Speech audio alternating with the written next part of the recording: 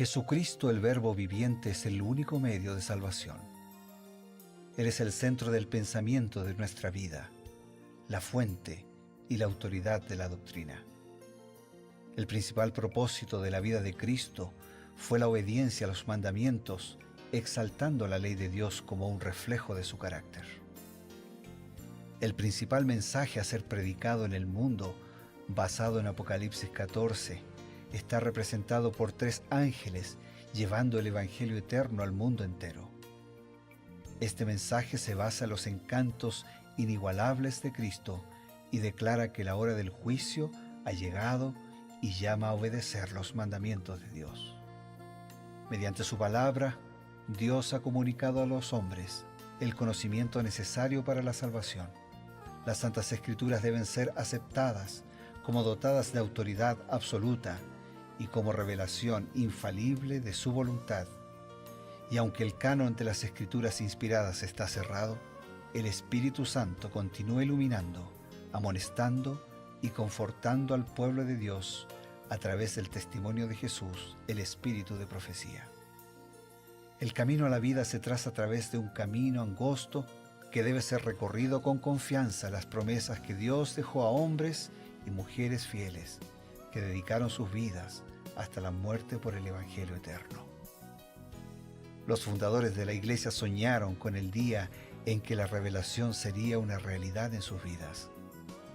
Miraron con los ojos de la fe a aquel día glorioso cuando finalmente la promesa sería cumplida en la venida magistral de Jesucristo a esta tierra para recompensar a cada uno según sea su obra.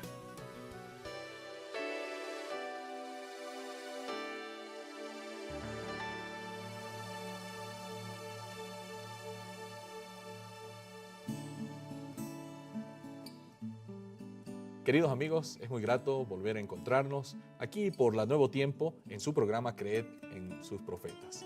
Estamos hablando justamente del consejo inspirado que Dios nos da a todos nosotros a través del espíritu de la profecía, y para esto tenemos la presencia del pastor Bruno Razo, a quien le damos la bienvenida. Muchas gracias, Pastor Eve. Siempre es una gratitud que tenemos con Dios, con nuestros amigos, de poder tener nuestro encuentro diario.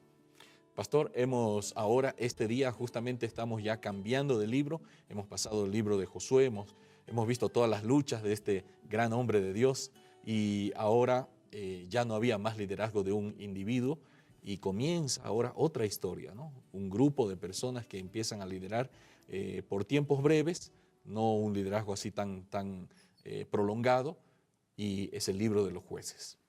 En el capítulo 1 que hoy estamos viendo, repetidamente se dice que los israelitas no pudieron echar a todos los cananeos de la tierra prometida, que era el plan original con Moisés, con Josué, ¿no? Con Josué en realidad, y no se realizó. ¿Por qué sucedió esto? Bueno, en el libro Patriarcas y Profetas podemos encontrar una respuesta a tu pregunta, y dice así: después de haberse establecido en Canaán, las tribus no hicieron ningún esfuerzo vigoroso para completar la conquista de la tierra. Satisfechas con el territorio que ya habían ganado, dejaron que su celo disminuyera y suspendieron la guerra. Cuando Israel se sintió fuerte, hizo tributario al cananeo, pero no lo expulsó. ¿Qué cosa? El Señor había cumplido fielmente por su parte la promesa hecha a Israel. Josué había quebrantado el poderío de los cananeos, había distribuido la tierra entre las tribus. A estas solo les quedaba confiar en la seguridad de la ayuda divina y completar la tarea de desalojar a los habitantes de la tierra, pero no lo hicieron.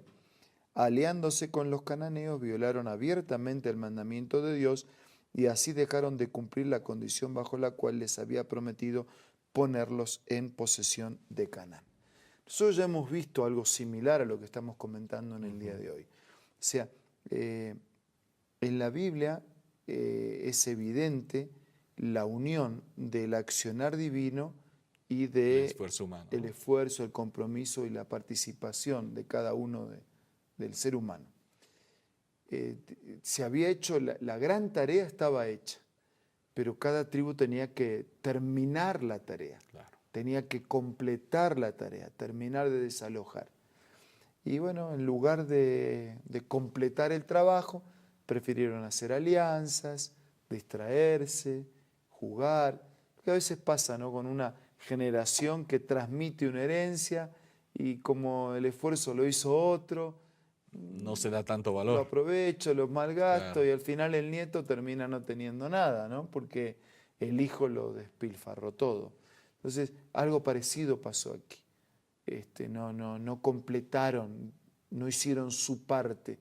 Comenzaron a distraerse, comenzaron a hacer alianzas con pueblos paganos, incrédulos, que no hay ningún problema en que nos relacionemos, que nos vinculemos, que hagamos de bendición, de ayuda, que seamos una influencia para ellos. El problema es cuando otros que no creen terminan influenciándonos en su incredulidad y en su paganismo, en su mundanalidad a nosotros.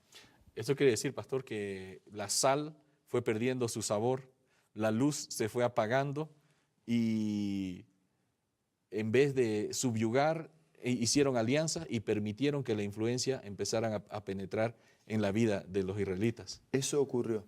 Lo que pasa es que, usando la ilustración de la luz, la segunda que mencionaste, el israelita, nosotros, no tenemos luz propia. Claro.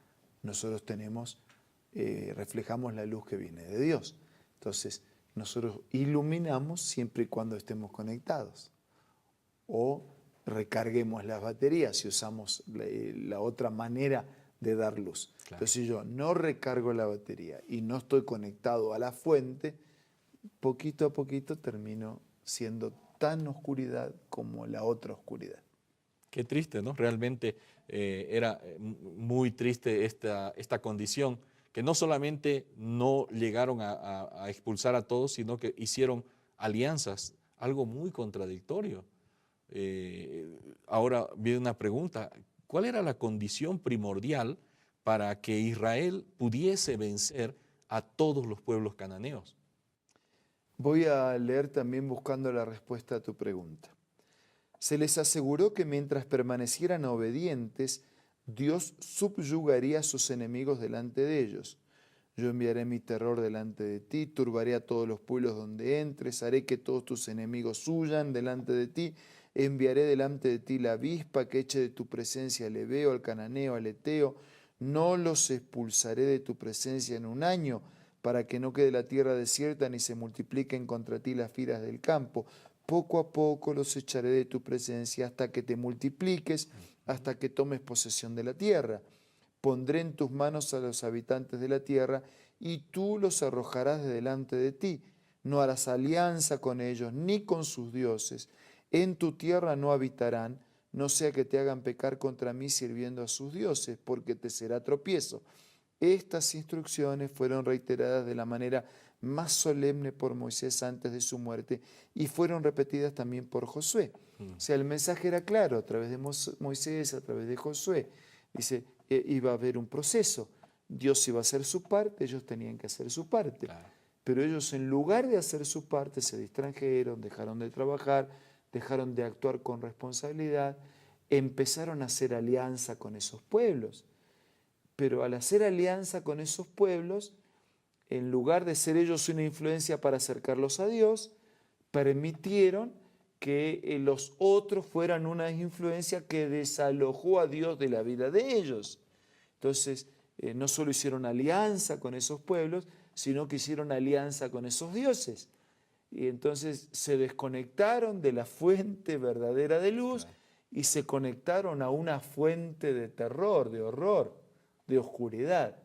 Entonces, desconectados, su comportamiento ya no reflejaba obediencia y aceptación de la voluntad de Dios. Entonces, una cosa es consecuencia del otro.